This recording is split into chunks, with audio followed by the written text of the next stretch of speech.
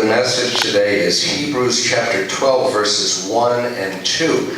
We've been studying Hebrews in our morning Bible study for a while now. Some of the passages in this book are really just among the highest, most soaring peaks of the New Testament. As you're turning to chapter 12, let me tell you that chapter 11 of the book of Hebrews is the chapter that is often referred to as the Hall of Fame of Faith. It is a listing of many of the great Old Testament characters who were great figures of faith. Abraham, Noah, Moses, David, Samson, Rahab is even in there. They were not perfect people by any means, but people of faith who had now gone on to be with the Lord. And it's with that thought in mind that chapter 12 begins. Hebrews chapter 12, we're going to read verses 1 and 2. He says, "Therefore, since we are surrounded by such a great cloud of witnesses, let us throw off everything that hinders and the sin that so easily entangles. And let us run with perseverance the race marked out for us. Let us fix our eyes on Jesus, the author and perfecter of our faith, who for the joy set before him endured the cross, scorning its shame, and sat down at the right hand of the throne of God." Do you have the picture in mind of what he's talking about here? This great cloud of witnesses, all of these faithful folks who've gone on before us, watching us as we run the race. And with that in mind, in these two verses, he gives us they're more than suggestions, more than just ways to encourage us, but really they come in the form of commands. Run the race and fix your eyes. Let's look at those. Run the race. He says in verse 2, "Therefore let us run the race that is set before us." Now, these folks in chapter 11 that he lists for us, he tells us certain things about them in chapter 11. He tells us, for example, that they all believed in God's existence. That's a given. They can't have faith in God without believing that he exists. They were people, he tells us in verse 1, who were able to see the future and live for the future and even see the invisible. And that is, in a sense, what faith is, isn't it? To see that which is invisible. And he says also in verse 6 of chapter 11 that they were people who believed that God rewards those who diligently seek him. Now, in chapter 12, he includes you and me in that category of people, of those who are running the race. We're still alive. We're still running the race. And so he says, let us run that race as we are surrounded by the cloud of witnesses who observe us. The largest stadium in the world today, the largest arena, is in Prague, Czechoslovakia. It's the Strohov Stadium. It seats 240,000 spectators.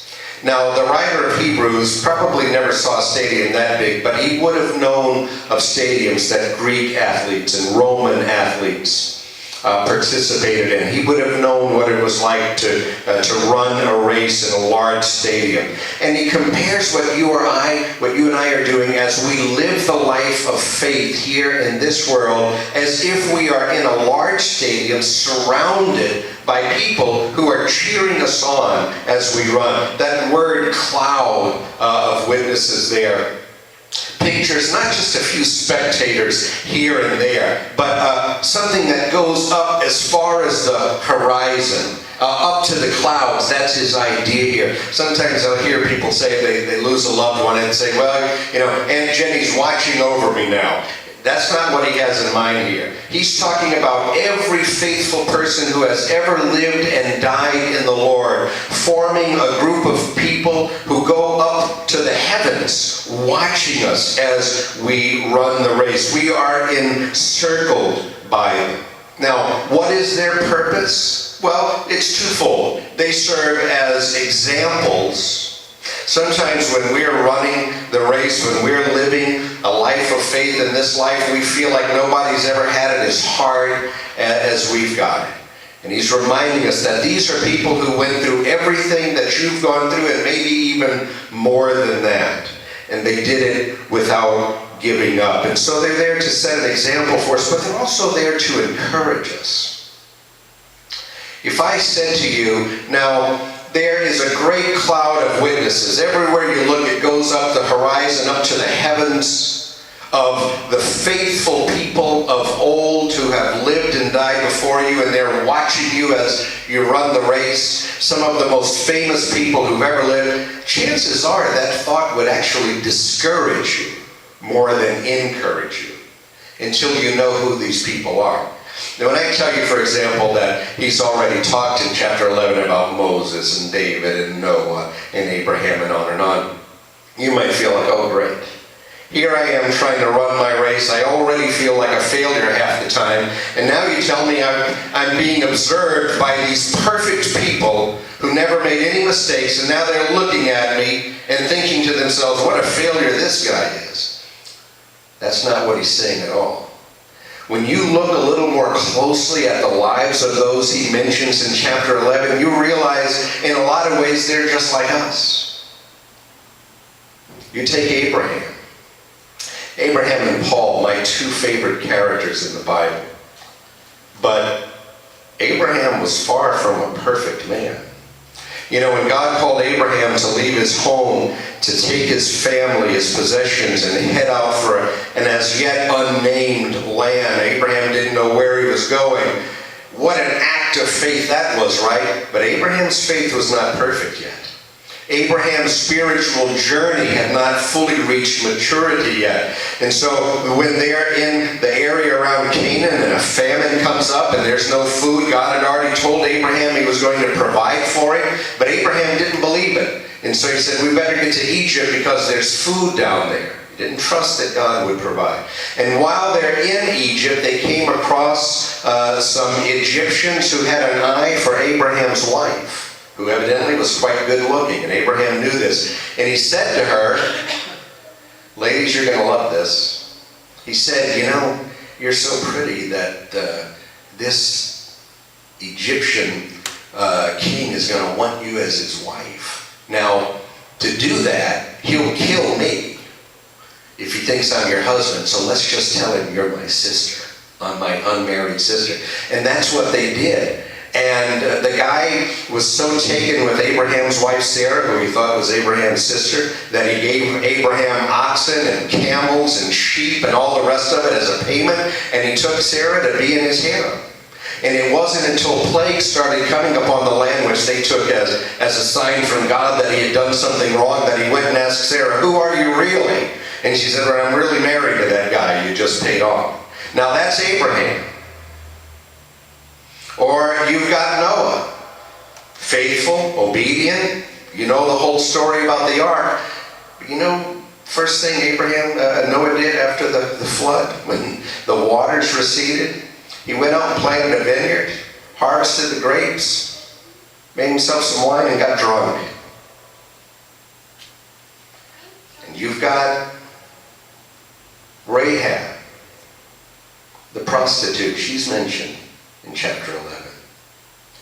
You've got Samson, a man who was controlled by his passions.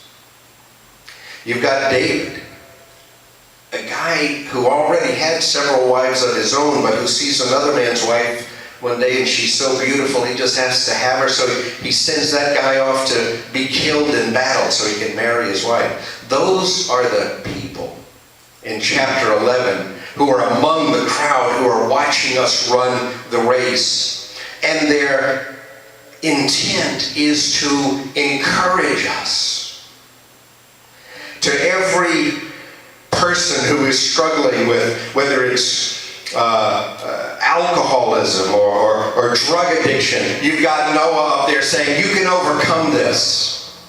To every person who is a fearful liar, Abraham is up there saying, you can tell the truth. You've got Jacob. Jacob is mentioned in chapter 11. Jacob's very name in Hebrew means deceiver. He was a conniver. And Jacob is up there saying to every deceitful, conniving person, you can quit cutting shady deals and start living a life of integrity and a life above board. Samson is there to say to every person who is being controlled by their passions that with God's power, you can get a hold of the things that control you. You don't have to live this way. And Rahab is up there saying to every person, whatever you were doesn't have to be what you are now. And David is there to say that you can overcome the worst things that a human being can do with the power of God and live a victorious life. Each and every one of them is up there saying to us, don't despair, don't give up, don't quit. They've run the same race we've run. And what they all have in common is not that they were perfect people, but that they were all people of faith and who hung on even in the midst of struggle, even after the failure. They hung on until God got them where he wanted them to go. And so he says that cloud of witnesses there to run us on. But then he also tells us to run the race without impediment, without the things that slow us down. He's saying there's a cloud of witnesses watching us. That's to encourage us. But he's also saying you and I have to take responsibility for our progress. This is a reminder that the Christian life is a struggle as long as we are in this world. The word that is translated race there, let us run the race. In the Greek language is the word agona. We get our English word agony from that word. That's what he's saying life is like when you run live the life of faith in Jesus Christ. When you run that race, it's not a stroll through a park. It is a race of agony that we are to endure. Christian progress is not passive. I think most people have the idea that Christian progress is sort of like, you ever been to the airport? You know, they have these things, they call them people movers. They're sort of like an escalator, except they don't go up, they go that way. You stand on them, and without moving your feet, you just go. You ever seen those? You know what they are? I think a lot of people think the Christian life is like that. You accept Jesus, you get on that thing, and boom, it just takes you without ever you doing anything. It just takes you to the goal.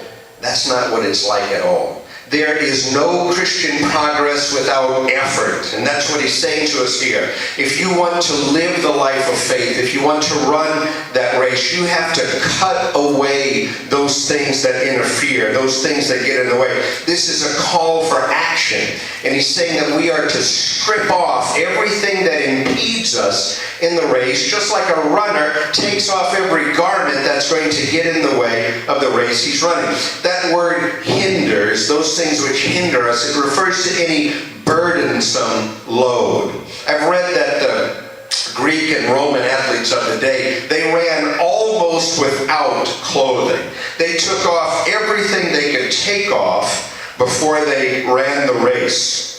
There would be nothing to impede in their progress. That's the idea here.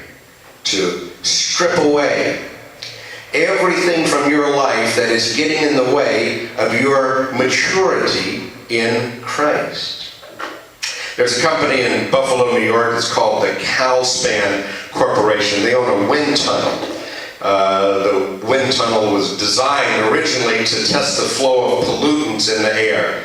But in the early 1980s, the American Olympic Organization got the idea that they could use that wind tunnel, which is 200 horsepower and blows air out at 70 miles per hour, that they could use it to train the Olympic skiers.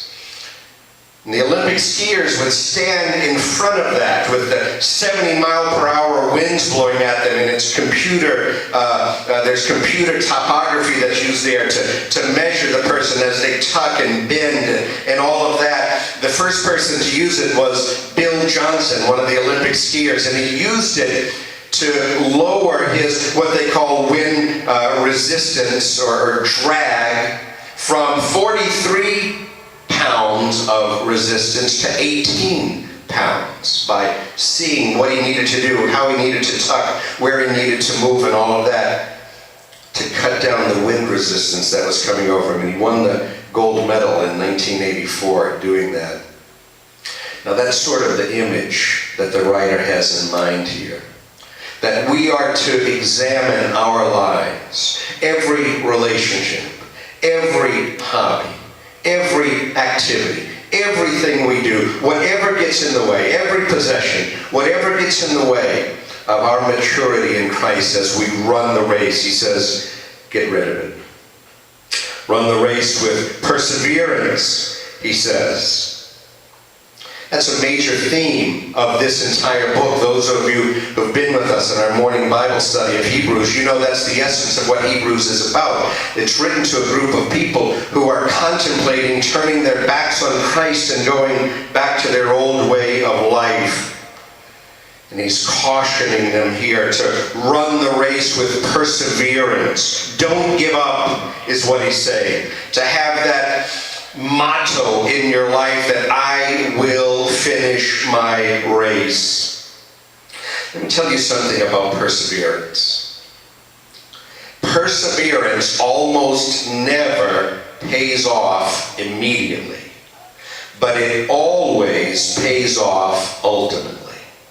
In other words, when you're persevering, it is almost never evident to you right away the value of persevering. It's only when you get to the end that you realize it. I saw a documentary once, a video on how paper is made. I was just thinking to myself one day, I've heard that paper is made from wood, from trees. Now, how on earth do they go from wood to what we know as paper? And I watched a documentary on it, and it is a fascinating process of how trees are converted into pulp, and then the pulp goes through process after process after process until it becomes paper. And the thing about it is that every step along the way, the pulp, the wood still doesn't look like paper.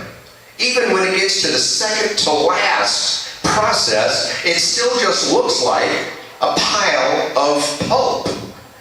But it goes through the final process, and out of that machine comes a blank, white, hard piece of writing material or surface, what we call paper. And that's what he's reminding us here, that the life of faith is like. That when you persevere, it is almost never evident to you immediately that this is worthwhile. This is going to pay off in the end. And that's why we're so tempted to give up, because when we're trying, when we're making the effort, and we don't see the payoff, we're tempted to give up, and he's saying, don't do it.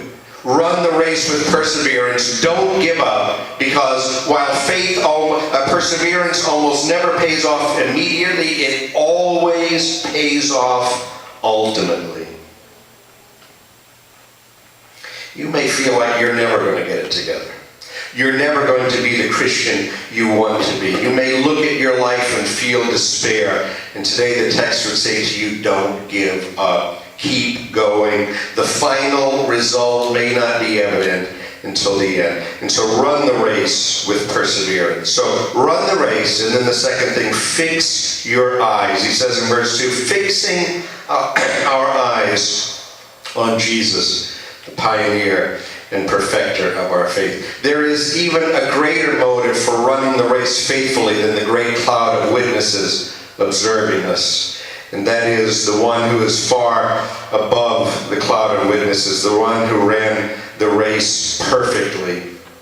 And so he says to us, fix your eyes on Jesus.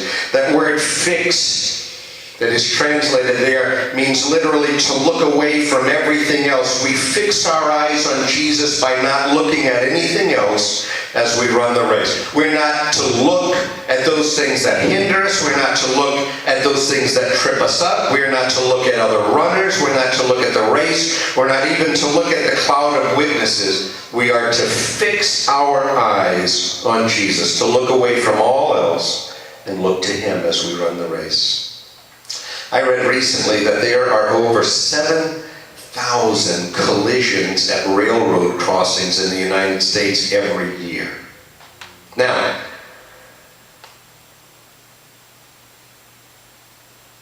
there are, I think, 27,000 railroad crossings in the United States. 650 people die every year from these collisions. Do you know how it happens? How does it happen? A car goes through a railroad crossing at the exact time that a train is coming by. People who've studied this say that the larger an object is, the slower it appears to be moving. So that when a car and a train are on a collision course and the person in the car takes their eye off of the crossing and starts looking at the train that's coming, it's an illusion. The train, because it's so large, appears to be moving very slowly, and the driver's perception of the speed is off. And so the driver takes his eyes off the crossing, puts them on the train in a type of fatal hypnosis, and it's too late.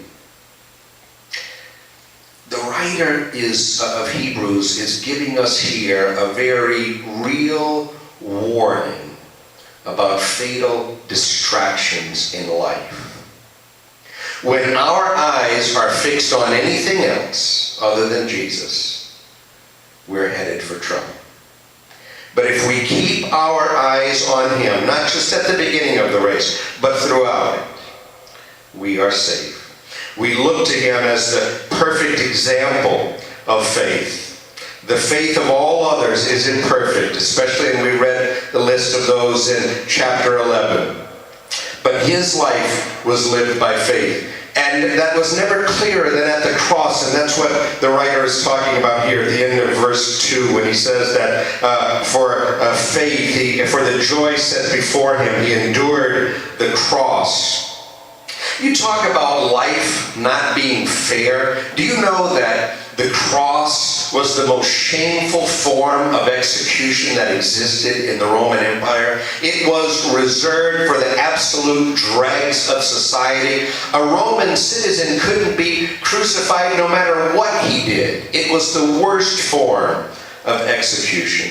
It was considered a curse by the Jews. And yet Jesus, throughout His ordeal, throughout His arrest, the scourgings, the trials, the crucifixion, there was never once a single shred of evidence that He was going to be delivered from what He was going through.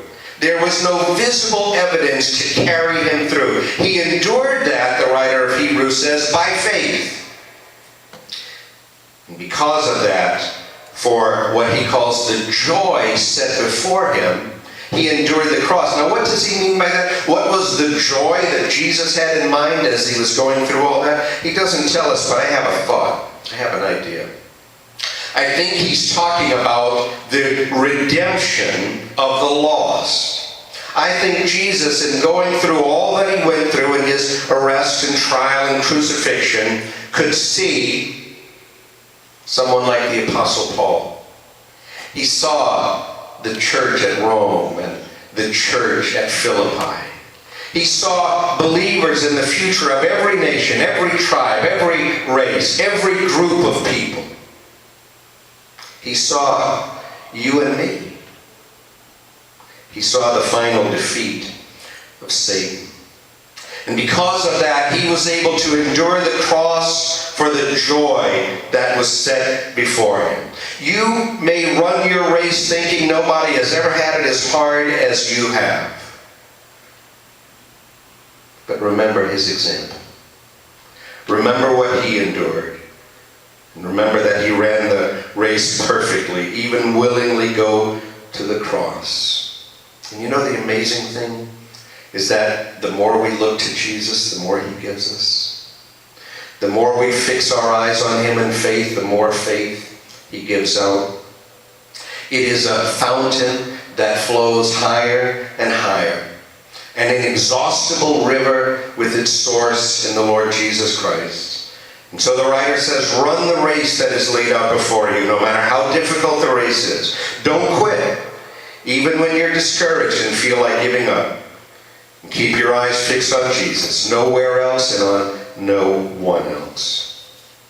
Several years ago, I read a story that has stayed with me over the years. It was about a woman, 42-year-old woman from Cleveland. Her name was Georgine Johnson. Now, Georgine Johnson had been training to run. She had taken up jogging a little bit late in life, but she was training and she was going to enter into her first race. It was a 10K race, 10 kilometers, which is 6.2 miles. That day there was also a marathon being run in the city of Cleveland, and she got in the wrong line.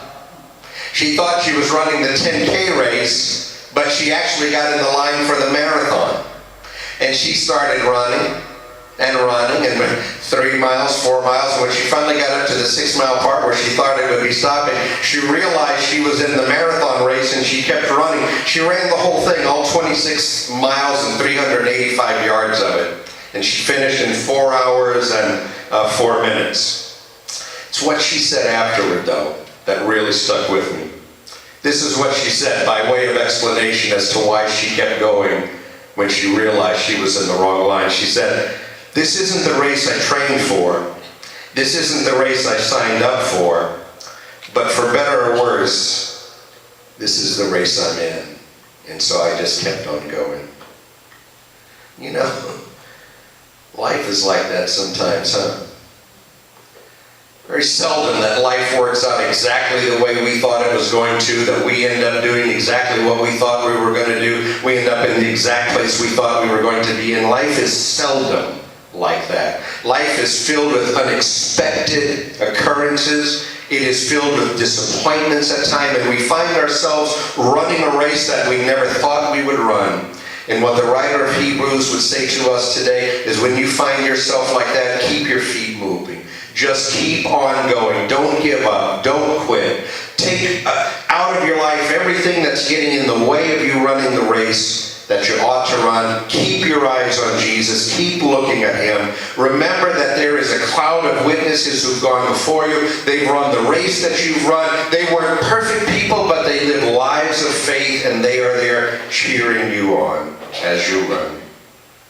Therefore, since we are surrounded by such a huge cloud of witnesses to the life of faith, let us strip off every weight that slows us down, especially the sin that so easily trips us up, and let us run with perseverance the race that God has set before us.